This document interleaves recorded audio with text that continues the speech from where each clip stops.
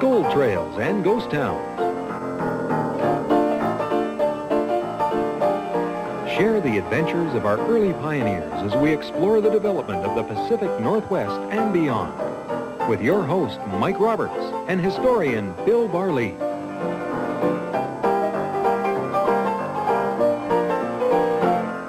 Welcome to Gold Trails and Ghost Towns. Mike Roberts with you, and Bill Barley, of course, our historian and storyteller. And today we take a look at a really very unique part of Canada, all in all. It's the only place where the Great American Desert comes up into Canada, and it's in the Oliver, Osoyoos, South Acoston, Carameus area of British Columbia. It's a great spot, you know, and it must be inhospitable, and it must have, all its history must have been inhospitable. It's a marvelous area, Mike. I feel at home in it, but in the old days, it was true desert. There's no doubt about it. Annual precipitation, 8.5 inches per year. That's the average. Yeah. Very, very low. Prickly pear cactus, sagebrush, blue skink, rattlesnakes, scorpions, black widows, everything that came with the desert. And it was indeed inhospitable. And the only people who could really survive in that area, in selected parts of that area, were the Indian nations. And it was I guess you had to go through the desert because it was through one of the only valleys that allowed you into this area. So trade route was it was something you did in passing. Sure, it was a logical place. It was strategically located, of course. And the Indians, of course, had trails all through this area. And the whites tended to follow the Indian trails. And the first whites, of course, were guys like David Stewart. These were fur traders who came up from Fort Okanagan. He was accompanied by Montagnais in, 1811. Penetrated into that South Okanagan country, then eventually turned back and went back to Fort Okanagan, which is on the U.S. side now. They were just looking for furs at this stage. This was exploration for furs. Sure they were. But in 1812, and I think that's the key year, Alexander Ross, he penetrated right through the Okanagan Valley, following the Indian trails pretty well, right up to Fort Kamloops. And this established a trade route. And that was followed eventually by the brigade trains, or the brigades, the fur brigades, which carried all sorts of supplies from Fort Okanagan right through to Fort Kamloops, and eventually right up to Fort St. James. Now they would carry trade goods in and furs out. That's usually that was the route. Yeah, and then we talked about this before, but there was the Dewdney Trail, and it was established for a little bit later on for really to supply the mining companies. Yeah. 1860s. Now remember this, that those first trails generally went north and south, with some exceptions. When the horse came in, when the Indians got the horse, they tended to go a little more east and west. But the Dewdney Trail was the all-red route. This is to prevent trade from going into the United States. Started really at Fort Hope with the Engineers Road, went right across to the Wild Horse. So it cut across that country. But there were other trails prior to the Dewdney. The Chinese Trail was there. They went over the Richter Pass, and they had figured that all out by themselves. And they had picked the right route again. And then, of course, Dewdney came along with Moberly, and they followed the same route.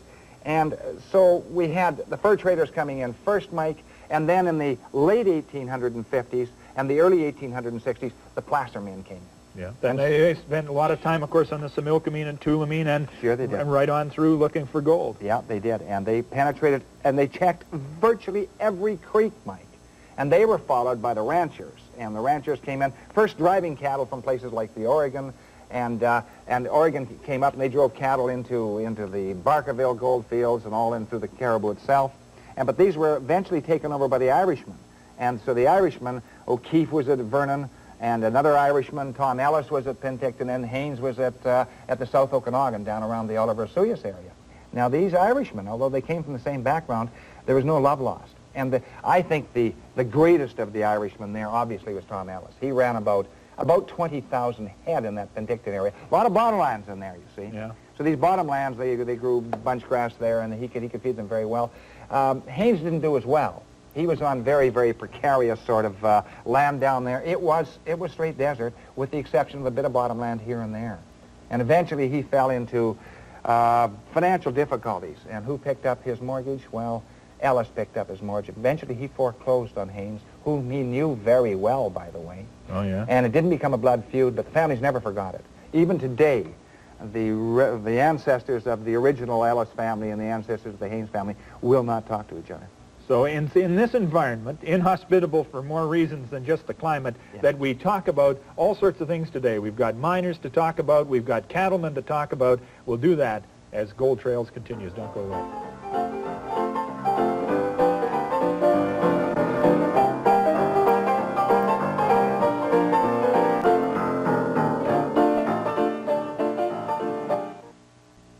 Welcome back to Gold Trails and Ghost Towns. Mike Roberts and Bill Barley, and we're talking about the desert country, and we'll be looking at cattlemen and miners and all sorts of things.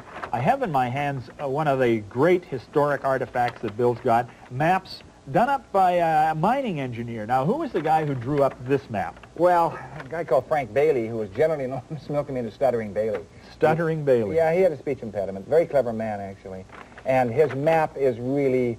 It's precise. He got virtually every claim that was there in 1900, Mike. This is 1900, and as we take a look at it, this is the day, on this day, any of these places would be going. Green Mountain, Black's Camp, Pearson's Camp, Iron Mountain, Camp Uniman. Sure. And there they all are, and it shows right where the claims are. Yeah, it was considered surefire country, Mike. It wasn't surefire country. There were parts of it that were great. For instance, it mentions here, and it shows Olalla. And it looks like it's as big as Headley virtually, and yet what happened in Olalla? Scores of claims around Olalla. Some of the guys there said they wouldn't take $10,000 for their claims. Their claims weren't worth $10 in some instances. Great on the surface, nothing at depth. But when you get into other camps, so Olalla was one. There were 3 camps there. Yeah. One was Olalla. Didn't really last. Flash in the pan, Mike. The second one was Headley, and Headley was a world beater. Headley, for years, was the leading gold camp in Canada, and that was because of the nickel plate. Yep. And later on, the mascot came into being as well. So Headley became really a bona fide mining town. Olalla really didn't last as a mining town. Headley did. Yep. We've got a few artifacts here, and some of these artifacts are just great. If you're a hotel of any repute, yeah. You've got your own china, yeah. And the Hotel Similkameen in Headley was one of those places. Yeah, and it was illustrated. They had about 4 or 5 hotels in Headley. And the Hotel Similkameen was one of the grand hotels in Headley when Headley was a boomer. Yeah, there we got that little piece there. Some bottles. Now, these bottles came from Olalla. Yeah. These look like pretty impressive things. This is, of course, what everybody wanted to do, it seems to me, back in the 60s, was find these kinds of bottles. Well, those are quite rare. Red Cross Brewing is a rare bottle in British Columbia. And quite a unique bottle, really, and a number were located there. I remember going through just south of Olalla and coming across a pile of these bottles. This was 30 years ago, yeah. And I just took 1 or 2, and there were hundreds on the pile behind where an old hotel had been, Mike. Now, what would this, I mean, looks like a cannonball, but what function does it fill? It does. Okay, that's from a ball mill. It's one of the crushing balls in a ball mill. And some days you had ball mills with 2 stamps, 3 stamps, 4 stamps, 5 stamps, 10 stamps. Headley had a mill with 40 stamps. Running 24 hours a day, boom, boom, boom, boom, boom, boom, steadily around the clock, crushing that ore to be able to get the gold out of the That must have been a sound that permeated the Similkameen Valley. I mean, that was the sound of the town's heart. You could hear it as you actually came into Headley. You could hear the heavy pounding of the stamp mills. And, you know, it's funny, I talked to people who are, most of them now passed on, but they said once it stopped, when Headley stopped manufacturing the gold and the gold that came out of the nickel plate, they actually missed it. And they'd been there for so many years, they'd become accustomed to it. Oh, I can understand that. It's Yeah. like when you're at the ocean and suddenly the sound of the waves stop. It's Yeah. an eerie moment. Precisely. Well, and of course, once the mines were in place, that brought in the railways because they wanted to access the riches and stuff. And there's still one bridge, it seems to me, one bridge left of the Great Northern. Well, it's a Great Northern VV&E, which was a Great Northern subsidiary. There was James J. Hill, of course, and the VV&E was the Vancouver, Victoria, and Eastern. And it went in to tap those mineral resources in Canada. And they had 3 of these bridges at one time. And they went right into Headley and ran it for many, many years, actually, until James J. Hill. He eventually died in about 1916. So it wasn't associated with the success of the mine. It was associated, the continued railway was associated with James J. Oh, yeah, for sure.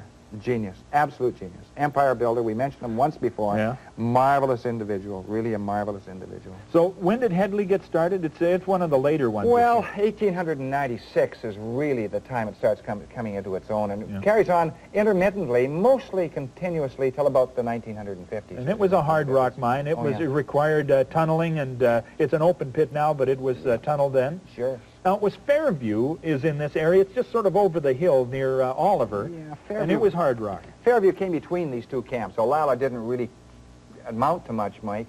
Headley did. Fairview went great guns for about 4 or 5 years, probably from 1896, 97, Mike, right to just after the turn of the century. And really didn't get off the ground. And we have a very interesting shot that I like, shows Fairview, shows the desert country, and shows a very famous Indian, a guy called Long Alex. He was the Indian constable of the area.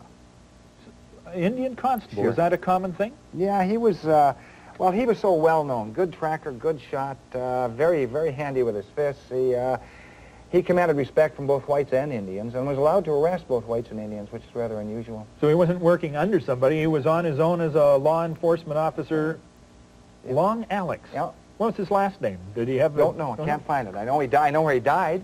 He looked like a big guy Yeah. on this horse, unless that's a small horse. No, he was a big man. He was about 6 feet 4 inches tall. Yeah, I would command Yeah. a little respect. And very, very fascinating guy. But he wasn't the only Indian that was fascinating. There was another one called Narcisse Baptiste, who was the chief of the Inconit. And the Inconit were on the east side of Vesuvius Lake, and up a little drop in there, what we call Old Inconit now. And they're a branch of the Okanagan Nation, but they are kind of unique to themselves. And the chief, Baptiste, was an interesting guy. He was the chief of the tribe for about 30-odd years, Mike. And so right on early in the century, right into the 1940s. And rather interesting story because, first of all, you have to look at the man. Now, you know, when you look down at that country, you see the Baptistes and the Georges and the Stelkayas and a number of other, and the Louis and a number of other Indian families that are very prominent down there. But he was one of the most prominent of all the Inconis. He was a wealthy cattleman, very wealthy indeed, and ran hundreds and hundreds of cattle up in that high country, which was ideal for cattle, had a number of creeks penetrating it, and ruled the reserve with an iron hand. What Chief Baptiste said was the law, and that is not an exaggeration. You talk to Indians who are well advanced in age down there, and they will agree with this perception of this particular chief. And he was a shrewd businessman, invested, and this is a rather interesting story, he invested in Canadian government bonds, which I think were a good buy then. And, but somewhere along the route in the early 1940s, he had many bonds, and some of these were in $1,000 denominations, and he evidently cashed them in. And it's a very difficult story to follow because I get 2 or 3 different variations from the various Indians I talk with.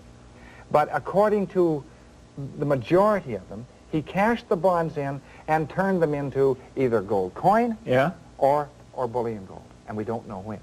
And the story is rather interesting because, again, the variations come into play, and according to the majority of the Indians, he buried the gold, which he'd received from the bonds, and he was an old man by then, within sight of the old Roman Catholic Church.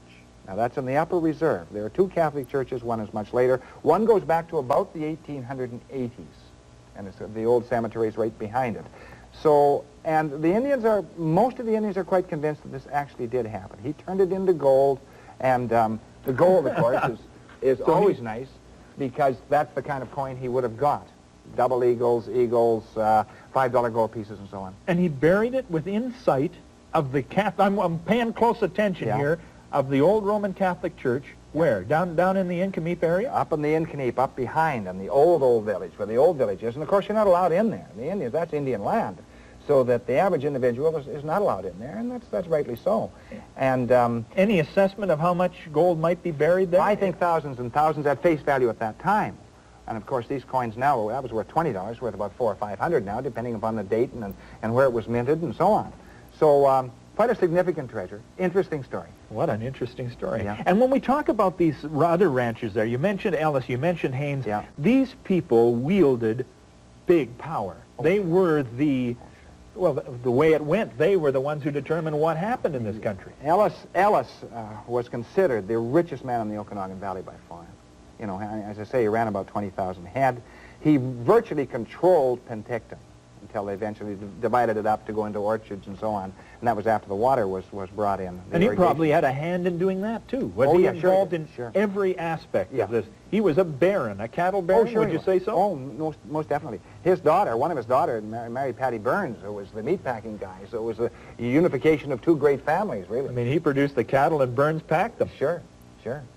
And Haines, who you alluded to at the beginning, Haines Point's named after, and he was a judge, was he not? Yes, he was. Yeah. And he lost his ranch to Ellis, and that must have, we were a more peaceful people in this country, but that could have arranged a range war somehow. Yeah, well, in parts of the United States it did. In Canada it tended not to. And you do still have hard feelings, as I said, between the two families. And this goes back over a century, Mike. This is 130 years ago. And when I take a look at some pictures, rodeos, cattle drives and stampedes Sure. and things like that were all part of it. And Xavier Richter, of course, a name that comes out of there. And you always see him riding a horse at top speed. These guys were good equestrians. Yeah, and the Indians were probably better than they were. I mean, some of the Indian riders were, they say, the best light horsemen in the world. They could mount in the dead run and stay on a horse when nobody else could stay on a horse. And, of course, some of the great rodeo riders were Indian. The McLeans are an example.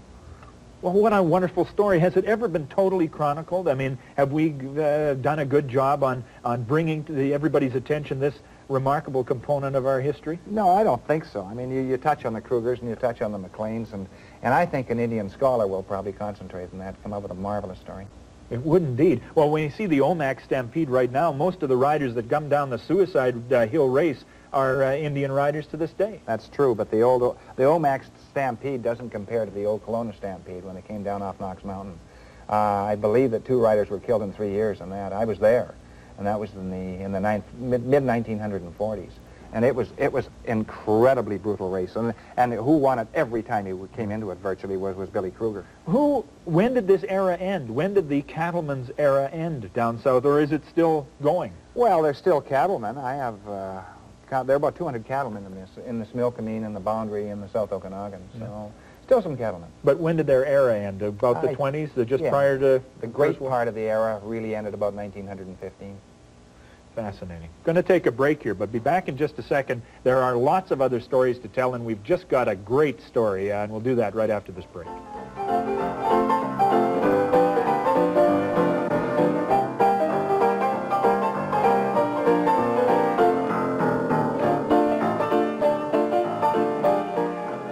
Full artifact from your collection, a 44, which is a pretty standard caliber. Yeah. Pump. I've not encountered an old pump before, but a gun that's not a Remington and not a Winchester. No, Colt Mike, 1883, over 100 years old. Simpson family and relatives of the Simpsons came into the Okanagan. This gun came in around the late 1880s. Essentially a rancher's gun. Yeah. And didn't catch on like the Winchester. Pretty rare breed, because everybody owned a Winchester, but not many people own one of these. No, Winchester was well used all through the Pacific Slope. I mean, 3 out of 4 people had a Winchester, as far in that country certainly. And that reminds me, of a story that I think is worth relating. I've tried to trace this story for about 35 or 36 years, so I've been at it for a little while, Mike, and have not been successful in some respects. But certainly the story is worth relating, and every time I've asked one, and again, it's a story about an Indian hunter, and sometimes called the Lost Galena Mine, sometimes called the Lost Indian Mine, and started in Penticton, which is just north of that desert country, but not very far north. Shingle Creek Reserve, 1897 or 1898, Mike. Yeah. One of the Indian hunters, and the name Pierre keeps on cropping up, so it was probably one of the Pierre family. And he started out hunting, usual fall trip, late fall, went along the old Brigade Trail. So he started from Shingle Creek and went south along the Brigade Trail. Now, he was heading into essentially mining country, Mike.